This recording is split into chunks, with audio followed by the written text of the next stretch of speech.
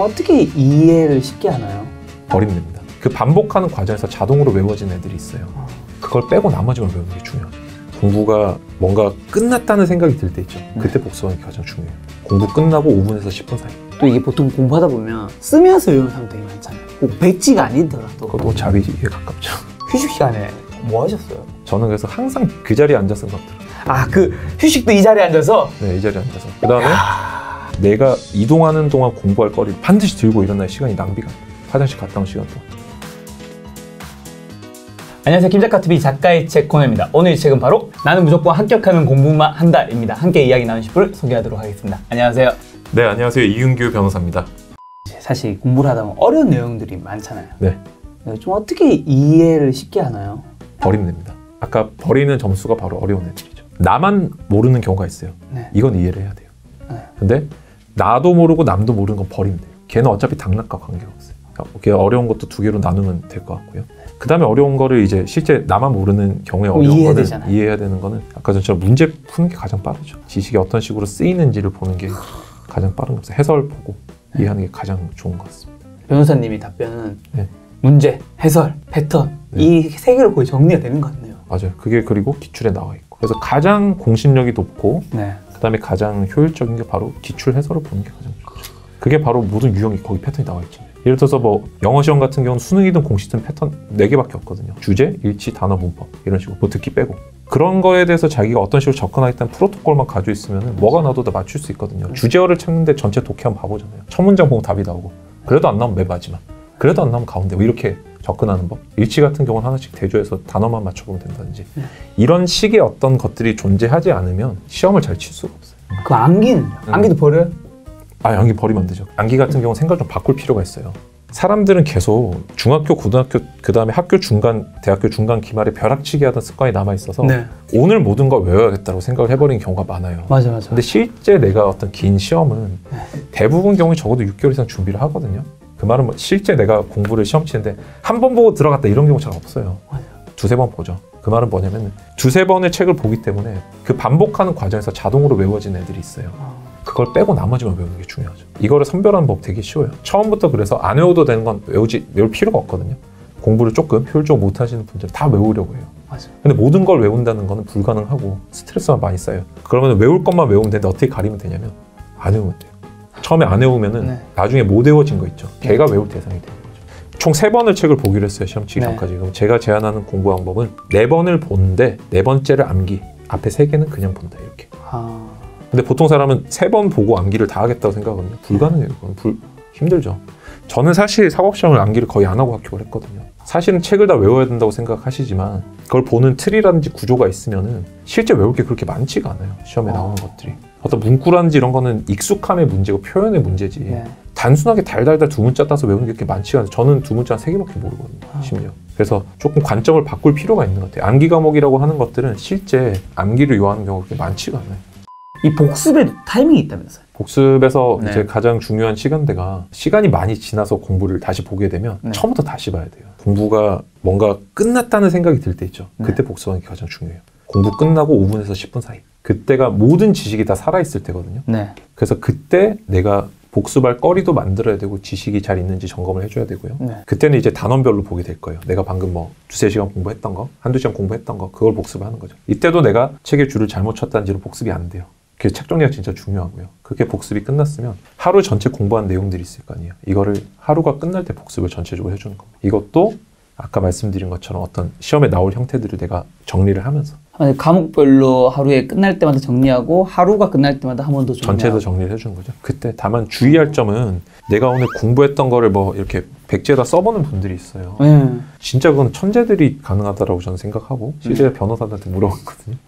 가능한 분들이 잘 없어요. 백지에다 쓰는 유형의 아웃풋 요구하는 시험이 없어요. 객관식 문제를 주잖아요. 그 말은 뭐냐면 힌트예요, 힌트. 이거를 보면 너가 뭘 떠올라? 라는 걸 묻는 거거든요. 그런 유형의 시험만 나오기 때문에 철저하게 복습도 그렇게 해야 돼요. 그렇기 때문에 나는 키워드를 정리를 해두고 얘를 보면 다른 것들이 떠오르는지로 복습을 해줘야 되는 거죠. 가장 중요한 거는 실제 시험 유형하고 똑같이 복습해주는 거예요. 그거를 봐야 떠오르기 때문에. 백지에 막 열심히 쓰고 하는 건 좀 미련한 거. 네, 그거는 불가능하다. 라는 말씀을 드리고 싶어요. 그거는 힘들어요. 내가 방금 전에 했던 것도 기억이 안 날 텐데 힘들죠. 그리고 시험이 원하는 아웃풋을 내가 하는 게 아니기 때문에 그건 지어내는 거잖아요. 그러니까 내 머릿속에서 물론 기억을 재생하는 부분도 있겠지만 쓰는 것과 뭔가를 보고 머리를 힌트를 줘서 떠올린 거 완전 다른 영역이죠. 그래서 그 다음날 일어나서 공부 시작하기 전에 진도를 나가지 말고 전날 했던 걸 다시 한번 봐주는 거예요. 예.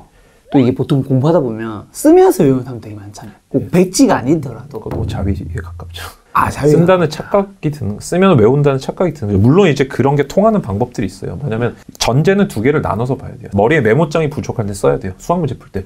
수학을 눈알로 풀면 천재죠. 그거는. 근데 그거는 쓰고 버리는 거잖아요. 연습장을 외우는 사람은 없죠. 근데 그게 아니라 해서는 안 되는, 지양해야 되는 공부법은 써서 따로 정리해야 하는 거예요. 그건 내가 교과서 저자가 되는 거예요. 하드디스크가 늘어나는 거죠. 뇌의 속도보다 쓰는 속도 훨씬 느려요. 내가 한 페이지를 다 썼다 이러면 그 시간에 20번을 볼 수 있단 말이죠. 그러니까 쓰면은 불안함이 많이 줄어들거든요. 마치 공부한 것 같은 착각이 들기 때문에 쓰는데, 근데 거꾸로 생각하면은, 보세요. 내가 눈으로 보면 20번 볼 수 있어요. 근데 쓰면 한 번밖에 못 보죠. 그러면 효율만 놓고 보면 얘가 훨씬 10배를 많이 보는 건데 얘는 불안함을 줄였잖아요. 이 말은 다르게 말하면 얘는 불안함만 줄이는 방식을 택한 거예요. 근데 써야지 또 외워진다는 얘기도 있잖아요. 몸에 익숙해진다. 그거는 이제 분량이 진짜 적을 때 하는 방식입니다. 뭐 한 종이 3-4장. 그때 토시 하나 안 틀리고 할 때는 쓰는 게 제일 좋아요. 그건 몸이 확실히 기억하거든요. 내가 생각하지 않아도 그 다음 말이 튀어나와요. 근데 아시다시피 수능이라든지 어떤 국가 자격시험, 모든 시험들은 범위가 이만큼 있기 때문에 이거는 쓰는 것 자체가 불가능해요. 하루에 3시간밖에 안 주무신 변호사님께서, 하루 16시간을 공부하신 변호사님께서는 휴식 시간에 뭐 하셨어요? 환경 통제가 되게 중요하거든요. 맞아요. 내가 예를 들어서 휴식을 뭐 10분의 시간이 주어진다 해서 오락실을 간다 이러면 돌아오고 싶겠어요? 안 돌아오고 싶어요. 안 돌아오죠. 생존에 반하는 공부를 하는데 저는 그래서 항상 그 자리에 앉아서 막 들었어요. 그 휴식도 이 자리에 앉아서? 네, 이 자리에 앉아서. 그 다음에 휴식도 해야 되는 휴식과 하지 않아야 될 휴식이 있거든요. 뭐예요? 생리적인 현상이 왔을 때는 휴식을 취하게 돼 있잖아요. 그렇죠. 해야죠. 그때는 반드시 일어나기 전에 해야 되는 게 있어요. 내가 이동하는 동안 공부할 거리를 반드시 들고 일어날 시간이 낭비가 안 돼요. 화장실 갔다 온 시간 동안. 아니, 사실 볼일 보는데 뭘 공부할 거 두고 가요? 아니, 머릿속으로. 딱 질문 한 개만 딱 생각하는 거예요. 대신에 이때는 하나만 생각하는데 어려운 거 있죠. 5분 동안 생각할 거리가 대충 공부하다 보면 보이거든요. 오르게 이해가 안 된다든지 이런 거 하나 딱 들고 그 자리에서 일어나야 몸만 화장실을 가는 거고 머리는 공부가 계속 되는 거예요. 그래야 시간을 헛 쓰질 않아요.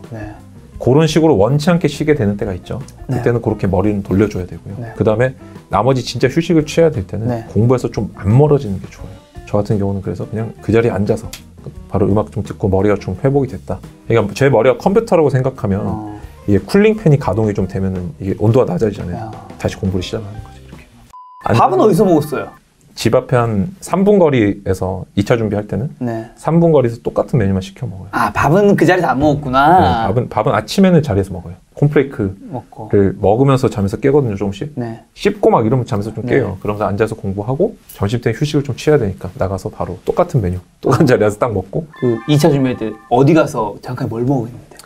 나와서 1분 거리에 순두부찌개만 먹었어요. 순두부찌개만? 다른 메뉴도 있을 거잖아요. 제가 생각해도 소화도 편하고 나오는 시간도 정해져 있고. 그 순두부찌개만 7개월 동안 계속 먹었던 거예요? 점심은 순두부만 그렇게 먹었고요. 저녁은 제가 맛있는 거 먹었어요. 저는 공부할 때 담배, 술을 안 했기 때문에 돈이 좀 이제 세이브가 좀 되잖아요. 낮에 공부가 엄청 잘 되면은 낮 시간만 해서 막 한 10시간 넘는 경우도 있거든요. 쫙 그냥 다 해버리면 10시간 가까이 되는 경우가 있어요. 그럴 때는 이제 저녁에 조금 여유를 두는 거죠. 그럴 때 조금 이제 보상을 해주는 거죠. 맛있는 거 예를 들어서 뭐 초밥집을 간다든지 오락실 코너 가서 10분 부르고 온다든지 이런 식으로 이렇게 하라는 게 아니라 이만큼도 가능하다 정도인 것 같아요. 그렇죠. 예, 뭐 잠을 적게 자고 적게 자라는 게 아니라 적게 자면 빨리 죽겠죠. 죽죠. 근데 세상에 그렇게 생각하면은 이룰 수 있는 게 거의 없어요. 운동선수는 그러면은 뭐 다리를 혹사시키는 거 아닌가요? 연골 다 나가고 막 그러잖아요. 그래도 뭐 꿈이 있으니까 하는 거듯이. 사람들 유독 공부라는 게 누구나 다 거치는 과정이기 때문에 경시하는 부분도 있는 것 같아요. 사실 인생의 모든 거를 쏟아부어서 쟁취해야 되는 과정이잖아요. 맞아요. 근데 그런 인식이 조금 없는 경우가 많아요. 내가 왜 그렇게까지 해야 되나?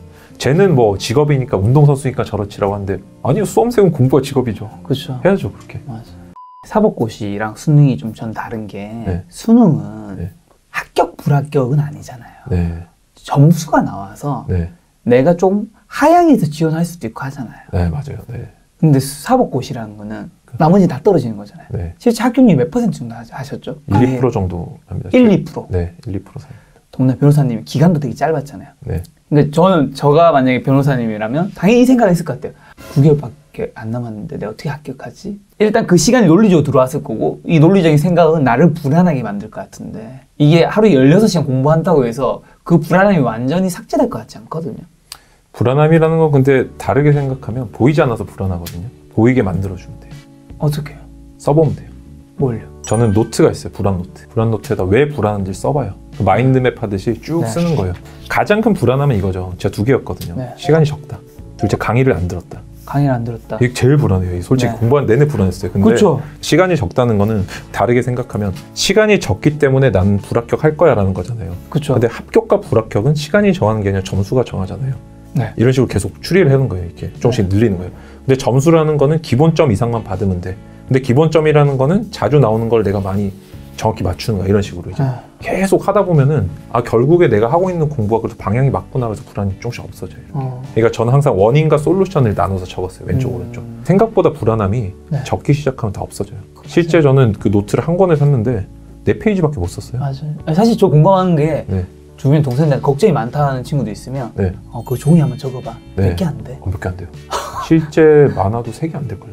정말 안 돼요. 근데 그럼에도 불구하고 이게 이 불안이 나를 저 밑에까지 끌어낼 때도 있잖아요. 있으셨을 것 같은데 가장 힘들 때는 언제셨어요? 모의고사 못 쳤을 때 제일 힘들죠. 모의고사 12점 받은 적 있어요. 한 번. 12점. 100점 만점에. 100점 만점에. 제가 그때 시험이 2달 정도 남았을 때인데 12점 받아서 저는 부모님한테 전화를 걸었거든요. 2차 때? 네. 내려가겠다라고 이제 이까지 말이 올라왔는데 꺼내진 않았어요. 근데 이제 그때야 좀 많이 힘들었었죠. 나머지는 되게 그냥 오히려 평탄했어요. 왜냐하면 제가 할 수 있는 최대 한때까지 다 했기 때문에 아까 말씀하신 선배님 장승수 변호사님께서 하신 말씀이 지구 탈출의 노력을 하면 놓게 된다. 결과에 대해서 초연해진다.